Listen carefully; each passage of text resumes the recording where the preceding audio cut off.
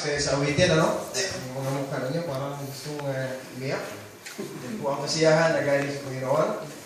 Anyo na sa'yo, brethren, Korean brethren, sa munyong home, welcome back. How's your vacation? I think it's good that we met brethren in the Philippines. And we know that our country today is struggling because of poverty. It's now suffering from financial needs. But we thank the Lord that still God provide our the church, the people there, and the Lord is so kind in our life because He is still with us. Amen. So handa na ba kayo maglaro ng apoy? Hey. Sige. Hindi kami A church on fire.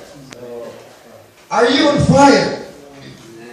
Hindi naman kailangan magsunog tayo dito. At masunog tayong lahat. Hindi naman kailangan that we will burn some fire here in this church. Kasi a church on fire. Baka gagawin natin literal na lagyan natin ng gaas ang church at sindihan natin kasi yan ay fire. A church on fire, no? Lagablag, fire. Iba yung fire na fire ka. Kasi baka naman sa laman, kapag sinabi na umaapoy ang iyong laman, naghahanap yan ng makasintahan, masingirog na mayayaka. Pero hindi ka naman. Hindi po tayo maglalaro ng apoy sa umagang ito because ito po apoy na tinutukoy, ito po yung paglilingkod natin sa Diyos. So, a church on fire. Nabasa po natin kanina sa 2 Chronicles chapter 7 verse 1 to 3 na ang Diyos sa pamagitan ng apoy ay bumaba at tinupok niya ang handog, ang hain doon.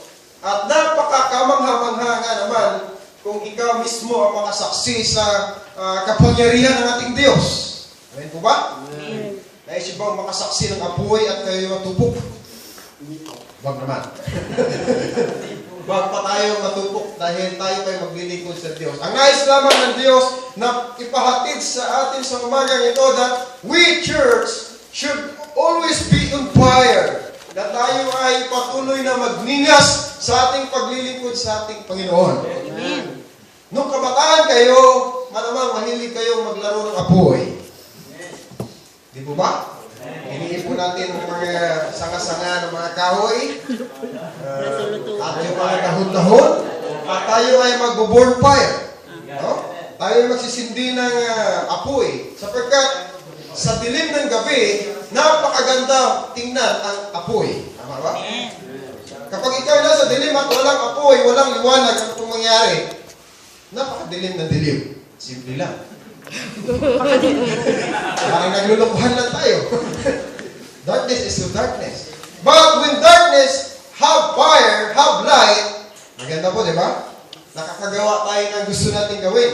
If there is a light in darkness, napakaganda. Dahil may liwanag siya, at makapagbasa ka, makapag-aral ka, magagawa mo ang gusto mong gawin. Sa unang panahon, nung panahon na natin mga bata tayo, wala pang mga kuryente noon, panahon na namin, at pagdating ng gabi, totally gabi talaga madilim. At magpapaliwanag lang ay ang gasera. Minsan pag maubusan pa ng langis, mawala pa ang liwanag. At minsan pag natabig pa ang gasera, mas matindi ang liwanag. Bakit? Kasi nasusunog na pala ang bahay. Sobrang liwanag na naman. Yun nga lang, masunog na yung bahay. Yung isa kong kaibigang pastor na nasa Sinundong, nung bata pa siya, sinunog niya yung bahay nila. Tindi, no? Tindi. Ewan ko lang kung ano naisip niya, bakit sinunog niya ang bahay nila? Ngunit binago siya ng Panginoon. Ngayon naging pastor na siya. Naalala niya na hindi dapat pala magandang magsunog ng bahay. Isang kalokohang bagay na susunugin mo po ang inyong hari-harian. Amen? Pero nandito tayo sa gawain ng Panginoon, handa tayong magpasunog sa pangyarihan ng Diyos. Amen? Amen. Handa tayong magpatupok sa pangyarihan ng Diyos na ang banal na Espiritu ay bababa sa bawat puso ng bawat isa. Amen. In the time of King Solomon, God came down to burn the offering in the temple. In this time, God came down to burn your heart because you are a temple of God. Amen. Nakunawaan niyo po ba? In this moment of time, in this church age, the Holy Spirit came down in your heart because you are a God's temple. Ikaw yun. Ako yun. Susunugin ng Diyos ang iyong puso upang magningas yan sa paglilingkod. That's why we are now a church on fire. Praise the Lord. A church on fire. No? Marami sa mga taong mahilig sa mga born fire. Yung nakakatin ng mga youth camp, pagkatapos ng youth camp, magkaroon sila ng campfire. Born fire.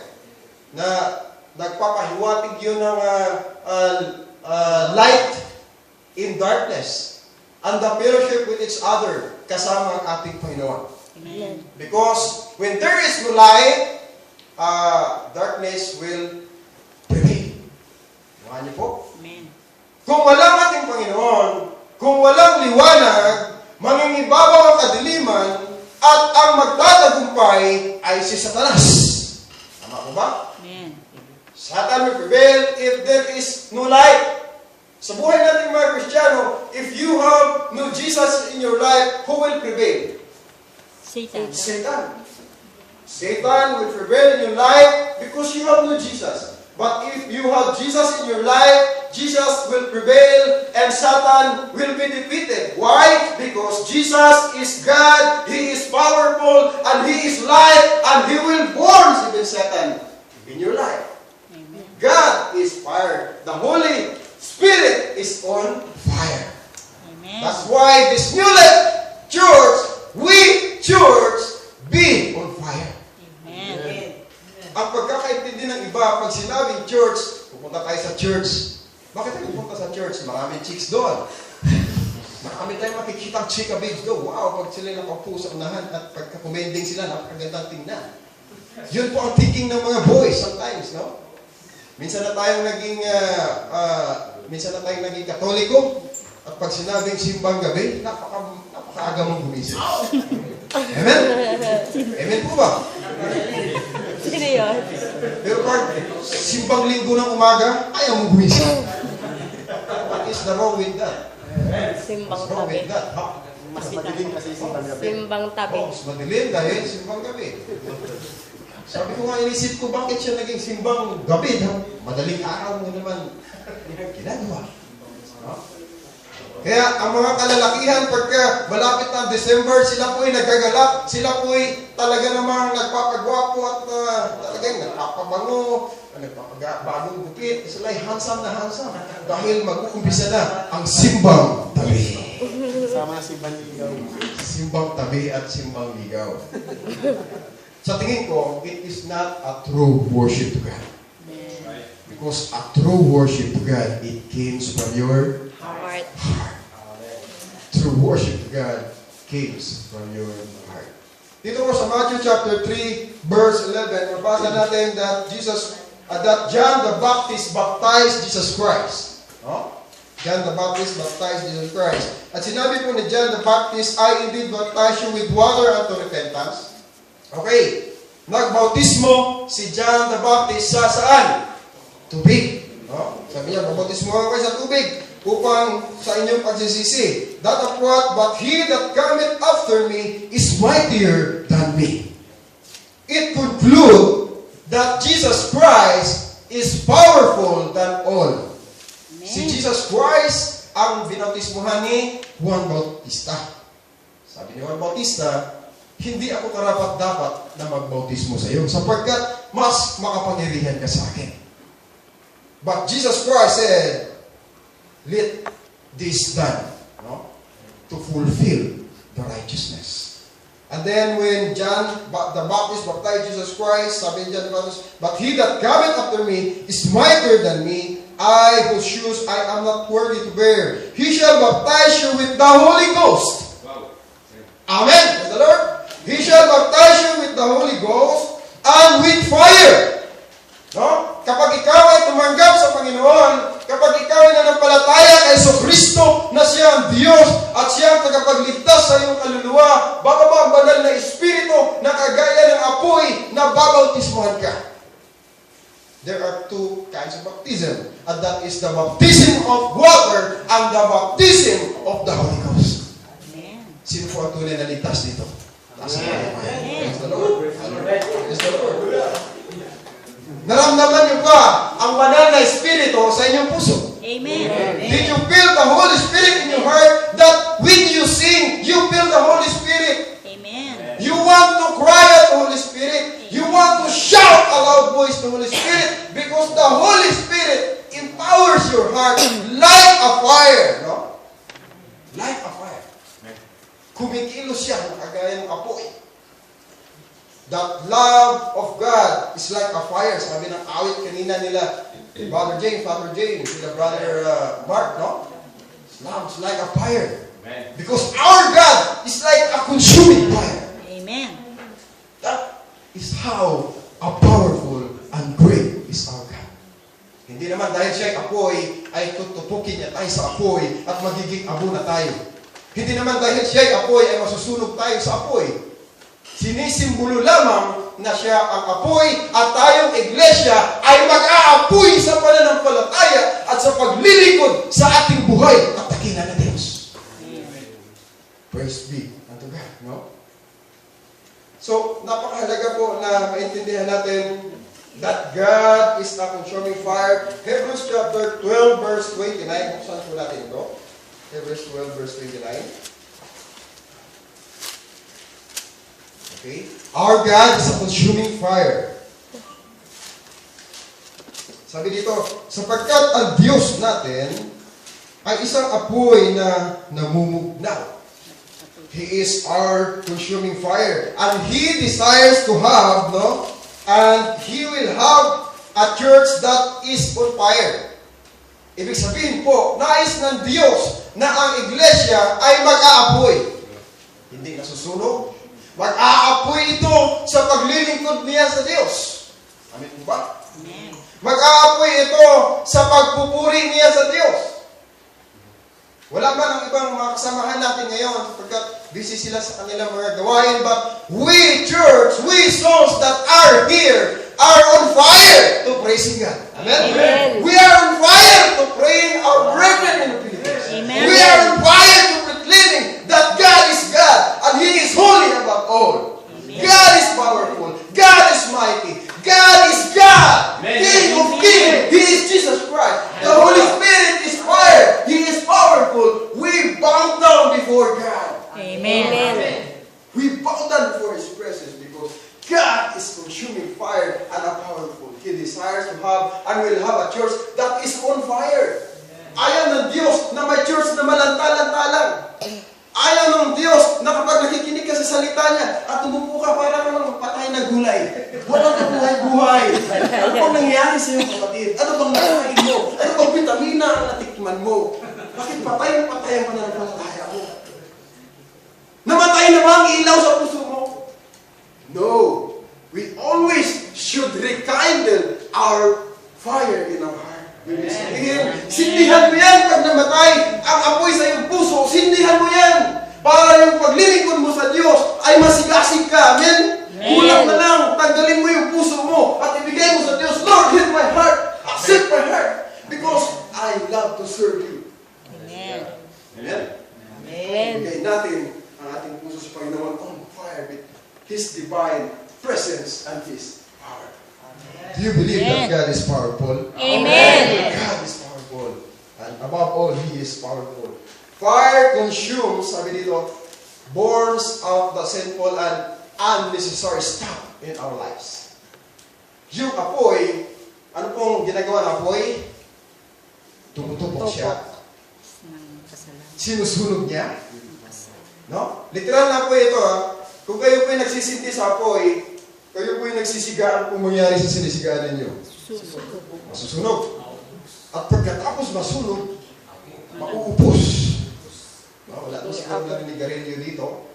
Nakita niyo, may apoy na nigarilyo. Amen. Mga dating buhay natin, Wala pa kayong sinindihan sigarilyo na hindi siya na upos. Kahit-hit ninyo na upos ninyo. So, ang ginagawa ng apoy, siya po ay tumutupok, umaabot ng mga kasalanan natin, hindi kinakailangan sa buhay natin. Amen. It is fire. Ang fire symbolizes that Holy Spirit. Sana maunawaan po natin. Ang banal na Espiritu ang siyang mag-aapoy sa iglesyang ito, sa buhay natin. And fire purify, it make us clean and holy before the Lord. Amen? Aaminin po natin that we are not holy before the Lord, but by the Holy Spirit that continue to purify us, it make us clean and holy before God. We come to the presence of God purified. Pangatlo, fire prepares as input. No? Siya yung naghahanda. Siya yung nagbibigay ng kaalaman sa amin ni Elder. Without the fire, without the Holy Spirit, we can do nothing. Like without Jesus Christ, without God, you can do nothing. Amen. We are dependent in the power and the glory of our God. Amen. Because we are His sons. And fire cheers. No? When we are caught in the cold grief, alam niyo po dito sa Korea, napakalamig. At ang kailangan dito ay Peter. heater. Hindi po kailangan dito sa Korea, pag malamig, kailangan pa nila ang aircon. Isang kalokohang bagay. So, Korea is cold country, and then if cold season, someday you will use heater. Not that thing that if cold, you will use aircon. How to not very cold. Shukda. So, the fire give us cheers na kung tayo man ay nasa panahon ng kalamigan, panuha po ninyo, Amen. na kapag ikaw'y nilalamig, kailangan mo ng pampainit. Amen? Amen. Hindi ka bibili ng studio. Pampainit yun. Pampainit yun. At balayang whiskey. Ay mag-relax. Ay mag-barin ang iba pang mahubad. No? You will not buy anything hot drinks to make you hot if you are cold. Amen? Kasi ang iba, ako'y naglalamig sa aking iniibig at kami nagkaroon ng pag-aaway. Dinadaan nila sa mabuting Yun. usapan. May lalaki ha? Pare ko, mayroon mga problema. Huwag mong sabihin na naman, daanin na lang natin sa mabuting usapan. Alam niyo ba yung mabuting usapan? It is battle conversation. Pero kung ikaw ang Kristiyano, ang mabuting usapan, it is a good conversation. Amen. It is a requirement for you that you should be good in your conversation, in your living in God. And fire substance, no? Kung itong apoy na ito ang siyang nagpapalambot sa puso mo. Kung ikaw dati, napakatigas mo, napakatigas ng puso mo, ayaw mong makinig sa iyong magulang, ayaw mong makinig sa iyong kapatid, ayaw mong makinig sa kahit kanino mang tao, ngunit dito sa apoy na ito ng banal na Espiritu, siya ang magpapalambot ng iyong puso. The Holy Spirit soothes in your hearts. Not me, not we, but the Holy Spirit as fire, He will soften your hard heart. Hard heart. Kung gaano man katigas ang iyong puso dati, ngayon na nagdepende ka sa Panginoon at ang banal na Espiritu ay nasa sa iyo, magkakaroon ka ng malambot na puso. Bakit? Amen. Nagpasubmit ka ngayon sa pangyarihan ng Diyos and you are here hearing the Word of God. Amen. You are softened by fire. And the fire unites us. No? And the Holy Spirit called us in this day, give us a conviction in our heart, and unite us to worship God in spirit and in truth. No? Sa Espiritu at katotohanan, naglilingkod tayo sa Diyos sapagkat ang banal na Espiritu nagbibigay ng pagkakaisa sa atin. As in uniting different kind of methods, the Holy Spirit brings unity to the people of God. Amen. Without the Holy Spirit, we cannot be united as one. That is the work of the Holy Spirit. The fire unites us. And last but not the least, the power empowers you. The fire empowers. Yung apoy na yan, nagbibigay yan ng kapangyarihan sa iyo. Hindi naman na magiging sanboko ka na may kapangyarihan. Hindi naman na sinabi mo si Elder ay magiging aso. aso siya. Dahil siya ay nagpipreach ng napakasakit, hindi mo naging pusa kaya niya. You have your power. Oh, that's good. If I have a power, hey, I have more money. I go to Philippines. No problem. If I have a power, I will make myself a superhuman, a superhero. No? Gagawin ko para ako si Spider-Man. Hindi kaya ako si Batman. Pero bakit hindi ninais ng Diyos na ang tao ay magkaroon ng kapangyarihan? No. Hindi gagawin ng Diyos yun. Sapagkat tayong tao ay may kalabisan. Amen? Amen. May kalabisan. Mapakabuso tayo nila. Kaya hinayang ng Diyos. Nais ng Diyos na ganito na lang kalagayan natin. Salamat sa banal na Espiritu na siyang magbibigay ng kapangyarihan sa ating puso. It is the power in our hearts. So, nagpipray tayo na let the Holy Spirit will continue to empower our hearts. Why? Because there is no power, there is no faith. There is no power, there is no worship. If there is no power, there is no praising to God. If there is no power, there is no belief in our God. That's why the Holy Spirit gives us power. As Acts chapter 1 verse 8, sabi doon, ye shall receive power after the Holy Ghost is come upon you. The power that is talking, it is your faith unto God. It is your strength that overcome all the failure. And that is the Holy Spirit working in your heart. Amen. He still continue to empower you. No? Ngayon, ano pong mangyayari kapag ang church is on fire? Number one, bilisan na lang natin. A church on fire will fast and pray. Hindi ko po sinasabing mag-fasting tayo lahat dito. Huwag tayo kumain dahil ito ang kailangan natin. Hindi po gano'n. Kapag nag-fasting tayo at magtatrabaho tayo, malamang patay tayo. Patay tayo. If we fast and we work, we're dead. Yes. We're dead Christians. But God requires to pray. Amen? Ano pong gusto nyo? Mag-fast o mag-pray? Mag-pray na lang, Pastor. Masakit sa tiyan. Paspas ng kanin. Masarap kumain ng mga kalbitang na yung kamchatag. Ay, hindi ko kaya, Pastor, ang mag-fast. But if you are truly a servant of God, you can do it. Fasting. Amen. Kami pong mga matured sa pananampalataya, we do fast because this is the commandment of God. No? Matthew chapter 6, verse 17 to 18, sabi dito, but when thou fast, 1 Corinthians, manahin muna natin, 1 Corinthians chapter 7, verse 5, that ye may give yourself to fasting and prayer. Sabi po doon ni Apostol Pablo. Napakalaga sa isang nagnininga sa paglilingkod na church ay magkaroon siya ng prayer and fasting. Gaya po ng ginawa natin kagabi, meron tayong prayer lang. Prayer and prayer.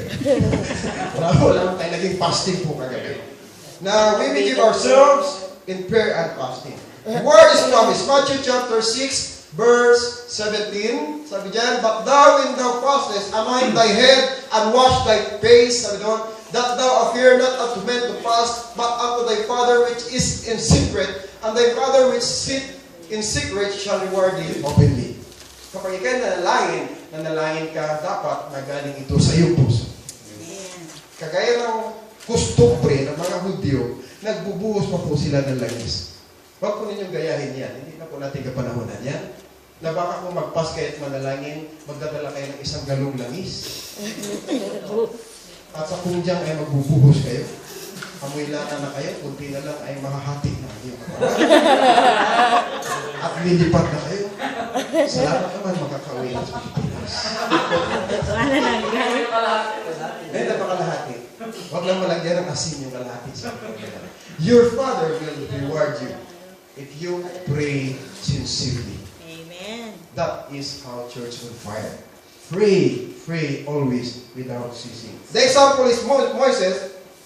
When he received the 10 Commandments in Exodus chapter 34 verse 28, ano pong ginawa ni Moises? Nandiyan po ba kayo? Amen. Lord. Salamat po sa Panginoon. Exodus chapter 34 verse 28. Sabi dyan, sino pong maunang makahalap? Sige po, makibasa po. Exodus chapter 24 verse 28. At siya'y natira doon kasama ng Panginoon na 40 araw at 40 gabi. Hindi man lamang siya kumain ng tinapay o uminom ng tubig. At isinulat ng Panginoon sa mga tapyas ang mga salita ng tipan, ang 10 utos. Amen. So, si Moises, na alagad ng Diyos, nung siya ay nakapag-usap sa Panginoon sa bundok ng Sinai, 40 days and 40 nights siyang nag-ayuno. Hindi siya kumain ng anuman o uminom ng tubig. No?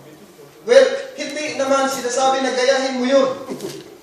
40 araw hindi ka kakain. Wow, man. Oh, yeah. Sabog ka na nun.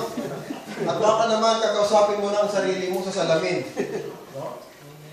Na napag-usapan namin kagabi, sabi ni Brad Eric, Pastor, ang sikreto ko lang dati, bago pa ako dito. Andiyan si Brad Eric. Salamat, Brad Eric, sa payo mo kagabi. Na kapag na-homesick kami, kakausapin lang namin ang aming sarili. You are so handsome. Don't worry about. Huwag ka mag-alala sapagkat sila din naghihirap. Napaganda nun. Huwag niyo pong gayahin na 40 araw kang hindi kakain sapagkat ikaw ay mapapaliw. Si Moises ay alagad ng Diyos at si Moises ay sanay na maglakbay sa desyerto. No? At sa desyerto, mahirap ang mga pagkain doon. Kaya 40 days and 40 nights man siya hindi kumain, sanay siya. Nagpapakita lang ito na ang pag-aayuno sa Panginoon, hindi man 40 days and 40 nights, pero kapag gusto mo talaga mag-fasting sa Panginoon, magagawa mo. Sapagkat kung nagawa man ito ni Moises, sapagkat kung nagawa man ito ni Elijah, nagawa ni Sikaya, magagawa din natin sa panahonan natin ngayon. Na ikay manalangin sa Panginoon at magpuri sa Panginoon at sa pamagitan ng pag-aayuno, magagawa mo ang panalangin at magpupuri sa Kanya. Amen. Well, this time is kagaya na rin ng pag-aayuno. Bakit? Ilang oras kang hindi kakain. At ang gagawin mo ay makinig lamang ng salita ng Diyos. Praise the Lord. Amen. Yan po ang nagagawa ng panalangin at pag-aayuno. Number 2, a church on fire will be uncomfortable in this world. Na ibig sabihin, kung ikaw a church, you a church, amen? Amen. Kayo ay iglesia, kayo ay templo ng Diyos, and we, a member of New Life Church, our church, parang ang gulo-gulo na, no? We are uncomfortable in this world. Ibig sabihin, kung may mga kasalanan na nandyan sa sanglibutan, hindi ka komportable because you have a fire in your heart. Amen? Amen. God does not want you to do the things that is worldly. Lalo na ang mga sinful things. Ayaw ng Diyos nun. Ang sabi niya sa 1 John chapter 2 verse 15, kung ikaw ang iglesyang nag-aapoy, nagnininga sa paglilingkod, hindi mo ibigin ang sanlibutan ito. Amen po ba? Amen. Hindi mo ibigin ang mga bagay na nandito sa mundong ito. Ang mga bagay na umiibig sa mundong ito, sa mga kasalanan nandito sa mundong ito. The love of the Father is not in Him. Wala ang pag-ibig ng Diyos sa Kanya. Tandaan po natin. Hindi dapat mawalang kabuluhan ang paglilingkod natin sa Diyos. Sapagkat tayo rin naman ang manghihinayang balang araw. Sayang yung reward. Dapat tinanggap ko na ito. Sayang yung reward. Kaya kung tayo'y naglilingkod sa Panginoon, lalayo tayo sa mga bagay na yan, no? Mga makabunduhan na bagay na yan. Dito po sa 2 Timothy chapter 2 verse 4, sabi diyan, the fire of God burning in the heart will burn away our desire for the things of this world. If you are dependent on the Holy Spirit, if you are dependent to God, and the Holy Spirit is a fire, and the fire of God will burn in your heart the desire, the things of this world. Alam niyo po, napakahirap iwasan ang isang bisyo kung sarili mo mismo ang gagawa. Tama ba ako? Amen. Kung sa bisyo lang din po ang pag-usapan, kung sa pagsusunog lang din ang pag-usapan, magaling dyan si Brad James. Sabi niya, dati nagsusunog kami. No, sa'yo marijuana sinusunog mo. Dati yan ha, hindi po ngayon. Pero may mga side effect po kami. Dati ang sinusunog ko ay, sabi ko ng droga. At 2 weeks akong nabaliw sa droga. Kaya nang makita ako ng mga pinsan ko, mga pastor ko, mga tiyuhin ko, sabi nila, tunay ka ba talaga pastor? O baka nagpastor-pastoran ka lang? O baka naman nabuhay kang maguli? Ang sakit no? Dahil nakita nila nakaraan ko. Pero pinasasalamatan ko ito dahil sa mga bagay na yon, napagtanto ko na napakahalaga pala ang Diyos sa buhay ko. Amen. Napagdaanan ko yung mga vision yun, inalaw ng Panginoon para maisip ko ngayon na dapat ako bumawi at maging tapat pa sa Panginoon sa paglilingkod sa Kanya. Ganun po ang ating Panginoon. Number 3, panghuli na tayo. A church, pangalawa sa panghuli, a church on fire will care for souls. Kung may mga kaluluwa, ay magkikare ka. If you are on fire, you will care for the souls. Saan kaya si kapatid na Estas? Saan kaya si kapatid na Demas? Bakit yung upuan niya ay napakahati niya? Ngunit sabi na isang kaibigan ko, Pastor, huwag kang mag-alala. Kung yung mga bakanting upuan na yan walang nakaupo, praise the Lord. It may be angels sit there and hear the word of God. Amen. Naniwala ba kayo? Maybe angels are sitting there and also praising God with us this morning. Amen. Mabuti ng Panginoon, hindi tayo pabayaan ng Panginoon. Jesus wept over Jerusalem because He cared for their souls. No? Talagang umiyak ang Diyos sa bansang Jerusalem sapagkat kinikare niya ang mga kaluluwa. No? Gusto niya maligtas ang mga tao. Sana ganun din po tayo. Gusto nating maligtas yung hindi pa naligtas. Amen. Although we are long time serving God, but we must be sure for our salvation. Siguraduhin mo na ligtas ka po talaga, na nakatanggap ka sa ating Panginoon. Psalms 142 verse 4 sabi naman, no man cared for my soul. Sabi ni King David. No? But God cared for our soul. That's why as church, we must care also for the church. Mark chapter 16 verse 20, and they went forth and preached everywhere, the Lord working with them and confirming the word with the signs following. Ang early church was on fire. Why? Because they went forth preaching and preaching, teaching and teaching, winning souls, street by street. No? Yun po ang ginagawa nila. Ngayon, hindi man tayo mapagwagi ng kaluluwa sa mga kalye, sa mga kalsada, dahil baka mahuli ka ng mga imig. No? Mga tiitis na rin dyan. Mag-preach ka dyan sa gilid-gilid. May imig, patay ka na. Uwi ka na maaga. But we still care for souls. Why? Sa paano paraan? Paano paraan? Pwede kang mag-encourage sa pamagitan ng pagtawag. Pwede kang mag-encourage sa pamagitan ng pag-text. Pwede kang mag-encourage sa pamagitan ng salita ng Diyos. Kapatid, linggo ngayon, unahin muna natin ang Panginoon. Diba? Ibang bagay, kasunod na yan. We must seek first the kingdom of God. Amen. And all His righteousness. And all the blessings that things shall be added unto you. Amen. If you are truly seeking God first. Amen. Panguli na po tayo. Number 4, a church on fire accomplishes great things for God. No? Mga bagay para sa Panginoon. The power of God is manifest in many ways to His glory. People getting saved. Ito po. Kapag nagniningas ang isang iglesia, dapat may mga kaluluwang maliligtas dito. Amen? Dapat may mga kaluluwang lalakad sa tama. Amen? Hindi mo walang kabuluhan ang ating paglilingkod sa Diyos. Why? Because people getting saved, people getting right with who?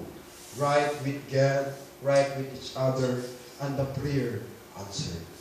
Amen. If we are truly church, and we have a fire, and we have a God, we have a people getting saved, we have a people getting right with God, with each other, and our prayer will be answered. Napakasaya po ang maglilingkod sa Diyos. Amen. Napakasaya at bigay mo ang buhay mo sa Panginoon. One big question. Are you willing to continue to serve God? Amen. Magpapatuloy po ba tayo sa paglilingkod sa Panginoon? Amen. Praise the Lord. Tayo po lahat tayo magsitayo. If we are church on fire, hindi ito magtatapos. Ngayon. If we are church on fire, it is a continuous act forever to live in this earth. Until we have our last breath, we will serve God. Amen. Until you have your life, until you have your strength, you follow God. Now you are a Christian. Now you accept the salvation. You must be faithful unto God.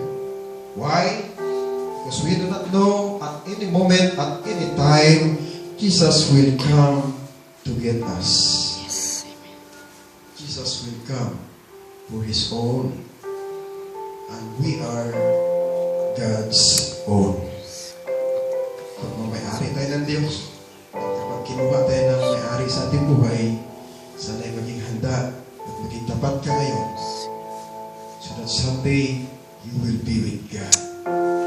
So that someday you will spend the joy, you will spend the gladness with God in heaven. Let us pray. Go ahead and let us close your eyes, Lord God in heaven. We declare your majesty and glory for this morning because you are a powerful God, and we believe that your word is instrument for our sanctification, Lord. We bow down before your presence, asking for strength, asking for guidance, Lord. And Lord God, continue to empower our hearts, Lord. Lord, you know the needs of your people. And this morning I pray that you fill our needs, maybe spiritually, emotionally, physically, financially, Lord. Fill us with your Holy Spirit. Continue to empower with all of us, God. Continue to add more souls that will be saved. And you will make us an instrument, Lord. Just an instrument only, that we will not glorify our life, but you, Lord, we will glorify you as our God. And all the things we do it heartily. We do it for you because you need the praises. You are worthy to be praised in our life. As a church, we will glorify you and we will magnify your name and we will serve you until the last breath of our life. God, for this opportunity. Thank you for this church that we can render offering, we can render worship and praise unto you. Thank you for the people that you continue to use. Continue to bless them, Lord. Continue to give them strength, God. And continue to bless each one of us as we continue to serve you. Give us a sincerity. Give us a dedicated life, God, so that we may obey you in this life. Lord, forgive us of all our sins. Lord, cleanse us for all of our unrighteousness. Remain the fire in our heart. Burn the fire in our heart so that we can follow you sincerely. Lord, we believe that you are powerful, and your grace and your mercy endure forever. Yes. Thank you for your kindness. All these things we ask and pray thankfully in Jesus Christ, our Lord and Savior. Magsabi po tayo, Amen.